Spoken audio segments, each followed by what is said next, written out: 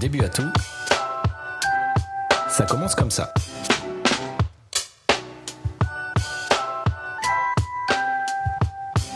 Parce qu'il faut bien commencer par quelque chose, avec un début à tout, je pars à la rencontre de celles et ceux qui portent les sujets du quotidien en Dordogne. Chacune et chacun d'entre eux sont salariés, bénévoles, sans emploi, cadres, élus, tout simplement citoyens, et j'ai voulu contribuer à ce que leurs paroles soient suffisamment entendues, ou plutôt écoutées. À l'échelle du département d'abord, et puis pourquoi pas plus loin. Partir du territoire, expérimenter, intégrer, puis reproduire ailleurs. En retrouvant l'attrait pour le partage des choses simples, allez savoir ce qu'on est capable de faire. Pour cet épisode, je me suis rendu au Salon de l'Emploi, de la Reconversion et de la Formation au Parc des Expositions de Marsac-sur-l'Île. Je suis allé discuter avec Delphine Eslan, directrice de la Maison de l'Emploi et de la Mission locale de Périgueux. Avec Delphine, nous avons parlé des conditions d'accès à l'emploi pour les jeunes et les seniors, et comme elle en parle mieux que moi, un début à tout épisode 14, ça commence maintenant. Bonjour Delphine. Bonjour Johan. Alors on est aujourd'hui au Parc des Expositions à Marsac-sur-l'Île et nous sommes en train de déambuler dans les allées du Salon de l'Emploi et de la Reconversion et de la Formation. J'essaie de donner le titre complet. Et pour la suite, comme tu vas faire ça mieux que moi, je vais te laisser te présenter. Eh bien moi je suis Delphine Eslan, je suis la directrice de la Mission locale et de la Maison de l'Emploi du Grand Périgueux. Alors ça nous donne déjà une première information, puisque tu es directrice à la fois de la Mission locale et à la fois de la Maison de l'Emploi. Alors, en plus de nous rappeler peut-être ce que sont ces deux structures, est-ce que tu peux m'expliquer le lien qui doit exister, entre ces structures en tout cas, puisque tu te retrouves en direction des deux? Quel est le lien qu'il y a entre ces deux structures et quels publics sont concernés finalement? Alors la Mission locale et la Maison de l'Emploi, ce sont deux associations. Le point commun, c'est d'accompagner des personnes dans leur parcours d'insertion sociale et professionnelle. C'est-à-dire que les gens qui viennent nous voir, on leur propose, alors qu'ils soient à la Mission locale, ce sont des jeunes de 15 à 25 ans, à partir de 16 ans jusqu'à 25 ans, et à la Maison de l'Emploi, ce sont des personnes adultes de plus de 26 ans. Ce qu'on leur propose, c'est un accompagnement renforcé vers l'emploi, vers la formation, c'est-à-dire que le parcours en général pour arriver à un emploi, il n'est pas uniforme. Les personnes sont parfois confrontées à des difficultés, qu'elles soient de nature familiale, des freins liés à la santé, à la mobilité, parfois à la précarité. Et notre mission, c'est de les aider à lever ces différents freins pour les amener à l'emploi, à la formation professionnelle et à s'insérer dans la vie active. Alors ça nous donne une espèce de portrait robot des publics avec lesquels tu travailles. Justement, aujourd'hui, ils sont dans quel état d'esprit ces publics-là quand ils poussent la porte de la Maison de l'Emploi ou la porte de la Mission locale? Alors, je ne sais pas s'il y a un état d'esprit particulier parce qu'on a vraiment une diversité de publics. C'est-à-dire qu'à la Mission locale, on peut avoir des jeunes qui sont diplômés, des jeunes qui sont déscolarisés. À la Maison de l'Emploi, on a des seniors, des gens plus jeunes, parfois qui ont eu des accidents, des parcours de vie. Donc, ce qu'on vient chercher est un peu différent. Parfois, on vient chercher un soutien qui est aussi de nature un peu peut-être réconfortant. On veut venir reprendre confiance aussi dans son parcours. En tout cas, je ne sais pas quel est leur état d'esprit, mais je sais ce qu'ils peuvent trouver. Et ce qu'ils vont trouver, c'est une écoute. C'est aussi un réseau de partenaires et de professionnels. On s'entoure des bonnes personnes aussi à un moment pour les orienter, pour qu'ils puissent faire face à certaines difficultés. Et puis surtout, on a une super équipe de conseillers qui sont motivés, engagés et qui ont vraiment le sens d'accompagner chaque parcours et chaque personne en fonction de ce qu'il est. Et on part de ce qu'il est. Et il faut dire aussi que quand on vient à la Mission locale ou à la Maison de l'Emploi, c'est ce qu'on appelle une adhésion, on va dire, volontaire, c'est-à-dire que les gens ont le choix de venir et quand ils sont là, on personnalise aussi l'accompagnement en fonction d'eux. Alors, je vais te poser la question tout de suite, comme ça le contexte sera posé. C'est quoi la différence avec France Travail? Alors France Travail, disons que... Pour les mêmes publics. Pour les mêmes publics. Faire, oui. Alors nous, France Travail nous envoie des publics. En fait, les personnes en général sont inscrites à France Travail ou pour la MDE, sont inscrites au département et touchent les RSA. Et c'est-à-dire que France Travail nous envoie ces personnes justement quand il y a besoin d'un accompagnement un peu plus renforcé. Disons que les gens qui viennent chez nous sont peut-être quand même un peu moins autonomes dans leur recherche d'emploi, dans leur parcours. Mais France Travail accompagne aussi des jeunes. Après, France Travail, c'est notre partenaire, on va dire, aussi privilégié, et on échange, on monte des actions aussi en commun.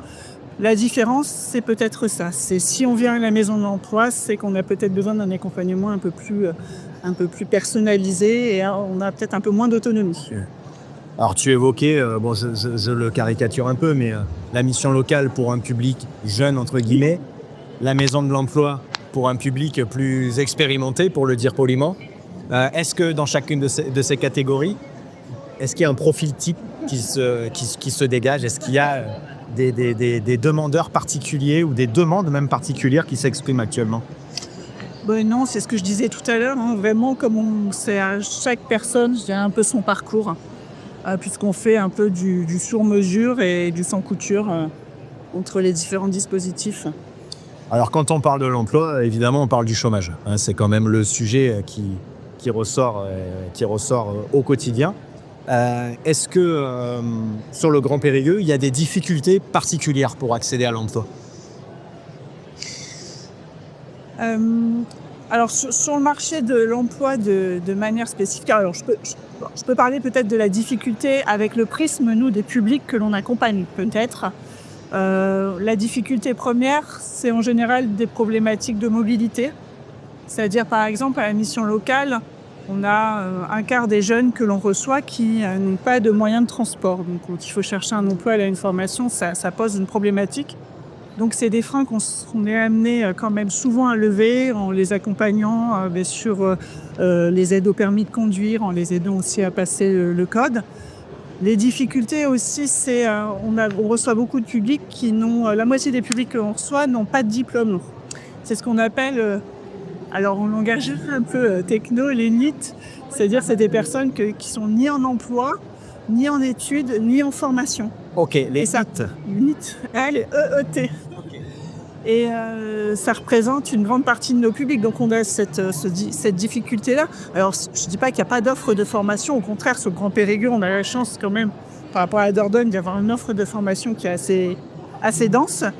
Voilà. Et puis après, parfois, on peut avoir des difficultés aussi qui sont liées au logement. On a beaucoup de jeunes qui vivent chez leurs parents. Parfois, c'est pas par choix. Après, qu'est-ce qui vient en premier? Le logement, l'emploi, en général, c'est lié. Donc, on peut les aider aussi dans l'accession à ce premier logement, on va dire, en autonomie. Voilà un petit peu pour les freins. Après, la réalité, quand on regarde les chiffres de France Travail sur la Dordogne, on a plus d'offres d'emploi dans les métiers d'agent de maîtrise ou ce qu'on appelle dans la classification les emplois non qualifiés ou moins qualifiés. On a plus d'offres d'emploi que de profils, que de CV. Pour les cadres, c'est à peu près équivalent, mais il y a une difficulté quand même des entreprises à recruter des bacs plus 3, 4, 5. Alors c'est vrai qu'on a ceux qui font des études supérieures, on peut commencer ses études en Dordogne à Périgueux parce qu'il y a le campus Périgord qui est sur place. Mais après, les jeunes sont aussi amenés à partir. Alors heureusement, la bonne nouvelle, c'est qu'il y en a beaucoup qui reviennent. On en parlera tout à l'heure. Voilà. Est-ce que, alors tu parlais du sujet de la mobilité. Est-ce que justement, à l'échelle de la Dordogne, est-ce que c'est un atout ou un inconvénient pour trouver un emploi d'habiter la Dordogne?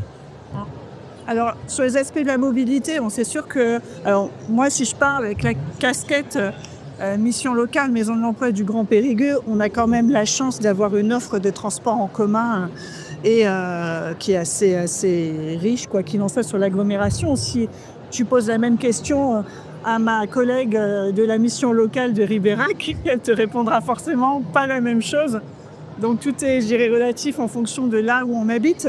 Après, moi, ce que je vois, n'étant pas de Dordogne, ce que j'ai pu constater, c'est quand même qu'il y a un ancrage et une solidarité familiale qui est assez forte en Dordogne. Et un réseau d'entraide, donc du groupe familial qui se met en place. Donc moi, je vois pas de difficulté particulière. Après, si tu veux, on peut parler aussi de la question, je disais tout à l'heure, quand même des opportunités de formation qui sont quand même finalement assez riches. Alors, est-ce que justement, dans ce cadre de la recherche d'emploi, est-ce que la formation, c'est une des clés? Alors oui, bien sûr. Et c'est vrai qu'on a la chance d'avoir le campus Périgord, qui est l'antenne en fait, de l'Université de Bordeaux, ici à Périgueux, avec des formations qui sont en matière de santé, de droit. On a l'IUT qui est là aussi, donc ça, on va dire, c'est la formation un peu universitaire plus classique. Après, on a un riche tissu quand même sur les centres de formation en alternance. Je pense notamment à Boulazac, au centre de formation des apprentis, où il y a des formations sur les métiers du BTP, de l'hôtellerie, de la restauration, de la pâtisserie, de la mécanique. Et puis après, on a la région qui aussi déploie une offre de formation. Alors, il y a un enjeu quand même, à un moment, puisque tu disais, est-ce que c'est facile de travailler en Dordogne quand on est de Dordogne? L'enjeu, c'est de faire un moment se rencontrer les besoins des employeurs. C'est pour ça qu'on est là aujourd'hui. Ce salon, il sert à ça aujourd'hui? Alors, ce salon, il sert, oui, notamment en partie à faire rencontrer des demandeurs d'emploi avec des entreprises. Et il y a toute une partie sur les centres de formation, parce que l'enjeu, c'est ça, c'est qu'en fait, les employeurs, eux, ils ont parfois besoin de trouver de la main-d'œuvre, des salariés qualifiés, et on n'a pas forcément sur place les bonnes formations qui vont bien avec les besoins des employeurs. Et c'est ça l'enjeu aujourd'hui, et il y a des démarches qui sont faites dans ce sens, et notamment la région Nouvelle-Aquitaine porte une politique de formation qui a cet objectif-là, d'essayer de mettre au niveau local la formation des personnes pour répondre aux besoins locaux des entreprises. Donc il y a cet enjeu-là qui est important, je dirais peut-être, d'autant plus sur un territoire rural. La question se pose peut-être en effet pas de la même manière à Bordeaux, par exemple. On parle encore de secteurs ou de métiers en tension? Oui, les services d'aide à la personne. Là, j'entendais ce matin justement sur France Inter, j'écoutais un reportage. Et avant, moi, je travaillais aussi dans ce domaine-là, sur l'aide à domicile, par exemple. On a un vieillissement de la population qui est assez important. Là, il y a une vraie tension sur ces métiers-là. Et plus on va sur le vieillissement de la population, plus on aura de tension. Et puis... Après, en local, je dirais qu'il y a des entreprises industrielles qui sont sur des secteurs de pointe bien précises et qui, elles, ne trouvent pas forcément les bonnes formations et les bons salariés formés, développent une offre de formation en interne, en fait, pour permettre de recruter. Ça leur permet, c'est leur solution pour recruter. C'est-à-dire qu'en fait, il y a parfois ce décalage où on entend qu'il y a des entreprises qui recrutent. Pour autant, en face, il semble qu'il y ait un nombre de demandeurs important et ça ne matche pas. Ça ne matche pas toujours, voilà. Mais ça, c'est un peu l'enjeu de faire travailler aussi, de faire se rencontrer les acteurs de l'emploi et puis le monde de l'entreprise. Nous, à la mission locale, à la Maison de l'Emploi, on travaille beaucoup avec des entreprises. On recherche des personnes qui sont susceptibles de mentorer les personnes qu'on accompagne, de faire du parrainage sur certains métiers. Et on organise aussi beaucoup de visites d'entreprises pour faire découvrir des métiers. Les entreprises ouvrent leurs portes aussi pour faire découvrir leurs métiers. C'est comme ça aussi qu'on peut créer des vocations. Donc, nous, c'est notre méthode de travail, c'est-à-dire qu'on permet à nos publics de tester, d'expérimenter. Et ce réseau d'entreprises qui sont engagées à nos côtés, c'est important pour nos publics. Et notamment pour les jeunes qui parfois ont besoin de découvrir ce qui est possible dans leur vie active. Tu fais la transition parfaite et tu as finalement commencé à répondre à ma question suivante qui était justement comment on fait pour accompagner quelqu'un qui ne sait pas ce qu'il veut faire? Alors là, mes collègues qui accompagnent les publics pourraient mieux te répondre, mais je dirais d'abord, notre principe, c'est de partir aussi des centres d'intérêt et des qualités. À la mission locale, par exemple, on a un certain nombre d'ateliers où on aide les jeunes à repérer quels sont leurs points forts, leurs attentes, leurs envies. À partir de là, on essaye de construire le projet avec eux, de leur faire découvrir et d'expérimenter des métiers. C'est là qu'intervient ce que je te disais tout à l'heure, les visites d'entreprise, les manifestations qu'on peut organiser aussi avec le réseau des entreprises locales. Ils regardent les métiers, ils testent. Et au fur et à mesure, on affine le projet. Et puis notre rôle, c'est de sécuriser finalement ce parcours vers la vie active, de le consolider. On n'est pas là pour porter un jugement en fait sur la pertinence du projet des jeunes. On est là pour les accompagner dans le projet qu'on choisit. Et non pas pour leur imposer finalement une vision. Ou parfois, on doit être tenté de plaquer notre vision d'adulte aussi parfois et de se dire mais non, ça c'est pas forcément un métier d'avenir. Non, si tu es motivé, on est là pour t'aider à te former, à développer tes compétences et à t'aider à trouver un emploi. C'est ça notre approche. Je sais pas ce que je veux faire, il concerne plus les jeunes que les seniors là en l'occurrence. Alors, c'est des problématiques différentes. Oui, en effet, le « je sais pas ce que je veux faire » peut concerner certains jeunes, pas tous. On a des jeunes qui sont aussi très déterminés dans ce qu'ils veulent faire. Par contre, ils savent pas toujours le chemin à prendre pour y arriver. C'est là qu'on intervient. Après, sur les seniors, on a quand même des problématiques parfois de reconversion professionnelle parce que des inaptitudes professionnelles ou des accidents de parcours. La démarche n'est pas en effet tout à fait la même. Alors on va lever ce tabou, on parle des seniors. Bon, senior, c'est un terme qu'on emploie dans différents secteurs et qui n'a pas la même signification. Non. Dans ton secteur à toi, celui de l'emploi, fais-nous peur. Le senior, c'est à partir de quel âge ? Alors dans le marché de l'emploi, c'est à partir de 45 ans. 45 ans. Donc moi, j'ai le plaisir de t'annoncer que je suis senior depuis 3 jours. Eh bien, je te félicite. Sur le marché du travail. Tu ne les fais pas. Et oui, et dans le monde du sport, on est senior à 23 ans et on est vétéran à 35, si je ne m'abuse. Donc on est vrai. Mais derrière la réalité des seniors, c'est vrai qu'entre 45 et 64 ans ou 67 ans pour le départ à la retraite, il y a vraiment une diversité de caractéristiques. Ce qui rejoint peut-être c'est l'expérience finalement, parce que c'est des gens qui à un moment ont été formés d'une manière ou d'une autre. Et cette expérience, aujourd'hui, il y a quand même un enjeu dans les entreprises aussi de transmettre cette expérience. On a beaucoup de gens qui vont partir à la retraite aussi. Donc c'est aussi finalement un atout sur le marché du travail. Moi, je trouve d'être un senior aujourd'hui. Et quand il y a des... C'est pas ça parce que toi-même, tu es rentré dans la catégorie des seniors. Pas du tout. Je suis totalement objective, moi, Johan. Et après, si une difficulté est rencontrée en termes de santé, il existe des dispositifs pour accompagner. Voilà, des difficultés de parcours aussi spécifiques à cet âge-là. Souvent, c'est par élégance qu'on parle d'expérience quand on parle des seniors, mais vraiment sur le marché du travail, c'est une vraie valeur. L'expérience, les seniors démontrent leur expérience, apportent leur expérience. Oui. Il y a vraiment un argument là-dessus. Et l'enjeu aussi, parce que moi j'ai les deux casquettes avec la mission locale et les jeunes. L'enjeu, il est aussi dans l'intergénérationnel, je pense, dans les entreprises et dans la transmission des savoirs. On a fait une conférence, un atelier il n'y a pas longtemps sur les attentes de la fameuse Gen Z par rapport au monde du travail. Et cette question de transmission, c'est quelque chose qui a été aussi exprimé par les employeurs d'une part, mais également par les jeunes. Mmh. Alors ces jeunes, justement, là, je rappelle qu'on est à l'échelle du Grand Périgueux pour le secteur qui te concerne. Est-ce qu'ils ont envie de rester sur le Grand Périgueux ? Ils ont fait leurs études ici, parfois ils s'en vont, parfois ils reviennent. Est-ce qu'ils se projettent, un avenir sur le Grand Périgueux ? Incluant leur emploi, donc, bien entendu.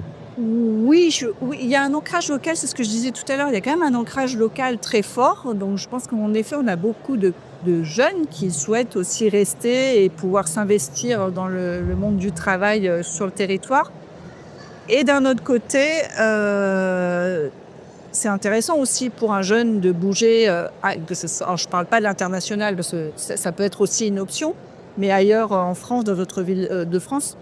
Et il y a peut-être un peu un effet aussi plafond de verre quand même en Dordogne. Alors c'est peut-être pas à Dordogne en soi, mais dans le milieu rural, en disant oui, partir à Paris ou à l'étranger ou ailleurs. Qu'est-ce que moi jeune dans ma petite Dordogne, est-ce que je suis légitime pour ça? Enfin, les questions se posent un peu différemment, je pense, on va dire un jeune urbain qui, en effet, a peut-être des opportunités de mobilité plus évidentes à proximité. Voilà, enfin, en tout cas, ça n'engage que moi, c'est mon analyse, mais voilà. Est-ce que du côté des employeurs, tu ressens des attentes qui auraient changé dans les profils, dans l'expérience requise Alors, des attentes qui ont changé, je ne sais pas, mais en tout cas, les employeurs aujourd'hui, je pense qu'il y a une nécessité de s'adapter quand même, parce que si on reste sur la question des jeunes, à cette nouvelle génération. Alors, une nécessité sans doute, c'est toi qui le dis, mais est-ce qu'elles ont conscience de ça Est-ce que c'est facile de demander à une entreprise de s'adapter? Est-ce qu'elle est consciente que c'est peut-être à elle, autant qu'aux demandeurs d'emploi, de s'adapter? Aujourd'hui, je pense que si on veut recruter les profils que l'on recherche et qualité, alors je pense qu'il y a une nécessité, en effet, quand même, de proposer un cadre de travail qui est peut-être un peu différent pour ces nouvelles générations, parce que les attentes sont différentes. Il y a une question, la question du sens et de l'utilité sociétale, sociale ou parfois environnementale de ce qu'on fait. C'est quelque chose qu'on retrouve beaucoup chez les jeunes. Donc en effet, des entreprises qui ont des démarches RSE, en effet, pour ce type d'attentes peuvent être peut-être plus attractives. On a aussi beaucoup d'attentes par rapport, je dirais, un rapport à l'autorité. Alors non pas ne pas souhaiter d'autorité, mais un rapport à l'autorité plus juste et une attente sur le management qui est peut-être un peu plus participatif et collaboratif. Ça, c'est ce qui ressort aussi de ce qu'on peut observer. Et puis une meilleure conciliation quand même, je pense, les attentes sur entre la vie professionnelle et la vie personnelle. Et ça, derrière, en tant que manager, ça se traduit aussi par peut-être mieux adapter les horaires de travail, permettre le télétravail. Enfin, ça, c'est des choses, en effet, qui aujourd'hui sont regardées. Alors je dirais par les jeunes parce que ils l'expriment de cette manière-là, mais finalement moi je vois dans les structures dont j'ai la direction, il y a aussi ces attentes-là de meilleure conciliation entre la vie professionnelle, vie personnelle, et la question du sens est très forte. Alors peut-être d'autant plus quand on travaille dans des associations comme les nôtres, hein, c'est sûr. Et justement, là, les conditions d'accès aux emplois, aujourd'hui, permettent ces choses-là. Enfin, c'est une tendance qui est en train de s'installer depuis quelques années. C'est tout nouveau. Tout le monde prend conscience de ça. Je pense qu'il y a une prise de conscience de plus en plus importante. D'ailleurs, j'en profite, je fais un petit coup de cube. On organise une soirée au Silo le 1er avril qui s'appelle « Recruter autrement », où des employeurs vont venir témoigner de leur manière de recruter justement autrement, parce qu'ils ont conscience en effet que pour attirer des nouveaux profils, il faut peut-être, ça commence d'abord par changer son mode de recrutement et puis après peut-être en effet impulser des changements aussi organisationnels et managériaux. Mais oui, je pense que naturellement, le renouvellement des générations, que ce soit au niveau peut-être des chefs d'entreprise et des managers qu'au niveau des salariés, entraîne forcément des modifications pratiques qui sont un peu inhérentes au fonctionnement de notre société aussi. Qu'est-ce qui te permet de rester optimiste face à ton sujet, face au sujet de l'emploi sur le Grand Périgueux aujourd'hui? Ce qui nous permet de rester optimiste et qui nous motive au quotidien, c'est les réussites. Que l'on a avec les personnes qu'on accompagne, petite ou grande réussite, ça c'est pas à vous d'en juger, mais en tout cas une réussite pour les personnes qui a réussi à dépasser parfois une peur, qui a repris confiance en son parcours, qui a repris une formation et qui a accédé à un emploi. Enfin nous, ça nous permet d'être optimistes parce qu'on voit que ça marche. Et c'est vrai que dans un contexte quand même faisons un peu de mondial qui est quand même un peu compliqué, qui ne rend pas non plus très optimiste sur l'avenir des jeunes. Moi-même, j'ai des enfants, ça m'interroge, des ados, ça m'interroge quand même. On est quand même face à un public qui a de plus en plus de difficultés aussi, de précarité, qui sont confrontés à la précarité économique. Et ce qu'on fait peut-être dans ce genre de contexte donne encore plus de sens. Donc heureusement qu'on est optimiste et qu'on y croit, parce qu'on a besoin aussi de transmettre cet optimisme aux personnes qu'on accompagne. Alors là, on va avoir l'occasion de voir un exemple concret. Je suis avec Marlène, qui est donc une collègue de Delphine. Marlène, il y a une jeune fille là, qui vient de quitter ton stand. C'était quoi le sujet? Parce que j'ai l'impression que ça recoupe une question qu'on s'est posée avec Delphine, à savoir comment on fait pour accompagner un jeune qui ne sait pas ce qu'il veut faire. Est-ce que c'était le cas là? Oui, cette jeune fille est arrivée, donc elle passe son bac pro service à la personne au mois de juin et elle souhaiterait changer de domaine, mais elle n'a aucune idée de ce qu'elle voudrait faire. Donc je lui ai proposé de s'inscrire à la mission locale. Nous lui proposons un accompagnement individualisé et personnalisé où elle pourra découvrir des métiers par le biais de stages et des centres de formation et peut-être se former et surtout trouver sa voie. Alors comment tu vas faire pour lui trouver, disons, ses premiers secteurs de stage? Parce que c'est un peu du domaine du hasard dans la mesure où elle ne te donne pas d'indication. Alors on a des outils pour ça. On a un logiciel qui s'appelle Découvre ton métier, où elle rentrera ses préférences qu'elle aime dans la vie, même ses loisirs, et ça peut lui donner des idées de domaine. Et après, on réfléchira ensemble à des métiers qui correspondront à son niveau d'études, et à sa situation aussi sociale. Est-ce que c'est l'équivalent de ce qu'on appelait, ou qu'on appelle toujours d'ailleurs, le bilan de compétences? Oui et non. Parce que les jeunes aujourd'hui n'ont pas forcément développé beaucoup de compétences. Ils sont au début et donc c'est plutôt aller vers chercher des compétences. On a tous des compétences en nous. On en parle d'ailleurs en mission locale. On a des compétences fortes qu'on a appris dans notre éducation ou dans un club sportif par exemple. Et après, on a des compétences professionnelles qu'on acquiert au long de sa vie de professionnel. Allez, on va inverser les rôles parce que je t'ai posé plein de questions. Maintenant, ça va être ton tour. Alors, tu vas poser une question à qui tu veux, sur le sujet que tu veux. Bon, même si le sujet, on a quand même bien une petite idée de ce que ça va être. Mais c'est à toi, c'est ton moment, c'est ta question. Moi, je poserais peut-être une question aux entreprises. Est-ce que ça vous dit d'être une entreprise citoyenne et de devenir partenaire de la mission locale ou de la maison de l'emploi pour nous permettre de mieux accompagner encore les publics qui poussent nos portes en permettant des visites, du parrainage, des échanges, parce que je pense que montrer à voir ce qu'on est et donner à voir ça contribue à la dimension un peu citoyenne et de service public aussi qu'on porte à la mission locale ou à la NDE. Vous avez remarqué ? Nous avons réussi à parler d'emploi sans trop insister sur le chômage. Bon, peut-être parce que c'est là davantage un sujet porté par France Travail, mais quand même. Nous avons surtout parlé d'adaptation, des demandeurs d'emploi qui doivent s'adapter au marché du travail et qui, pour cela, peuvent être accompagnés. Mais également des entreprises qui doivent s'adapter à de nouveaux profils de demandeurs. Est-ce que l'un plus que l'autre se doit de s'adapter ?